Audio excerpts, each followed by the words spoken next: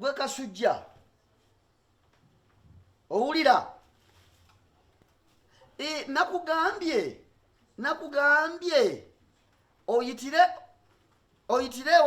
wa mama Dokasi olete amanda ago awakati wali manda mama w'abaana ali mufumbira ali mukupiikaana ali mukupiikaana manda tewali ate nga nakugambye edda naawe yangu wanga sinava wawaka kuba nze njagala kutambula ngenda kale oletereyo n'empuuta leeta kitwe gende ewa Edi wali omugamba akuwa empuuta akumpeera ekitwe ngenda muwa sente ampe ekyennya 5 nga kisiikeko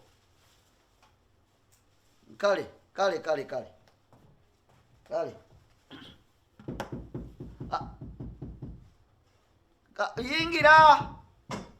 yingira owaye mama Nanchene waliyo abaliyo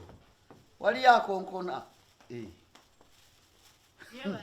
tusanyusa okulaba akatebe ojja tokubye na simu olowooza nzikati bw'otonsangawo nga nsangawo ababeerawo tewaliwo bantu bwe bali babeerawo ate munno taliiwo munno waali kyetagisa okuŋŋamba ekyo ne bw'otakiŋŋamba nkimanyi nti mwali eradde nyabo osibye otya bulungi mugyebaleko tukola bagaya bali batya abeeyo bali balungi bwe bulungi kale ndowooza mbadde nsaba kumpitirako kwani ku Joseph yagenze ku ssomero bagenze ku ssomero olowooza basiiba waka bonna bagenze ku ssomero munnange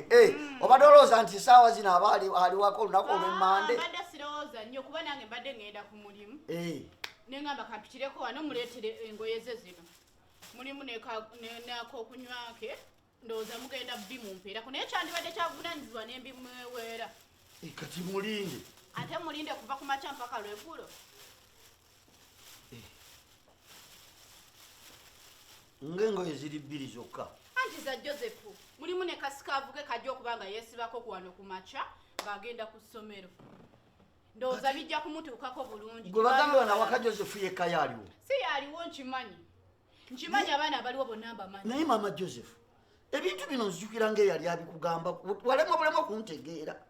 walema okuntegeera oleese engoye 2 zokka za Joseph awaka waliwo Joseph yekka si yaaliwo yekka naye ne bali abalala abaana balina bannyaabwe kogwe kati nange ndi mwa maama wa Joseph nakugamba bw'owulira nga tosobola kuleeta bintu bibamala bonna toleeta baleke bayite obwereere kati nze nazaala omwana wange nfunye empite ku kagoye akalungi olw'okuba maama ewaka waliyo abaana bangi oŋŋaana okugulira omwana wange akagoye kiki ekyo nga lwaki ogulirako owoyekka bali abalala si baana oyagala kutandika kuboola baana bange ate bayita bwereere oyagala kutandika kuboola baana bange batandika okwewalamu kubanga engoye sizireetedde baana be engoye nzireetedde Joseph omwana wange gwe nakeere era ekyo kyekigenda okubabooza nti ye gwe maama waakuleetera nga oleeterako gwe wekka wano maama waabwe bwafumba emmere awaako wabe bokka ate yajja kukola ki bwe yali akufumbirwa tewamugamba nti yajja kufumbira baana oba mu maka we tewamugamba nti mulimu abaana gwe tomanyi nti no waliwo abaana oyagala kwawulayawula mu baana bange bw'obanga tosobola kuleetera baana bonna mukwano njagala onfune bulungi olunaku olwaleero nzize wano mu maka go oyo mukyala weeyo gyali mufumbira akimanyi bulungi yajja kufumba era mu maka gagenda ofumbamu mulimu abaana kati tojja kuntabulira amaka gange kutabula maka tambula onviire nga nkyaseka nga nkyaliko akaseka n'okukola sigenda kukola omukazi kamukubire mugambe sigenda kujja ninda ngoye ziwa ewake wange osanze abaana bayita bwerere tebayita bwerere omwana wange nagwenze mu kagoye akalungi nenkamuleetera ng'ogulirayo owoye kabalala si baana nze bazaala kogwe kati noto yabafumba emmere awako owoye teyajja kufumba nze todda mukungabiri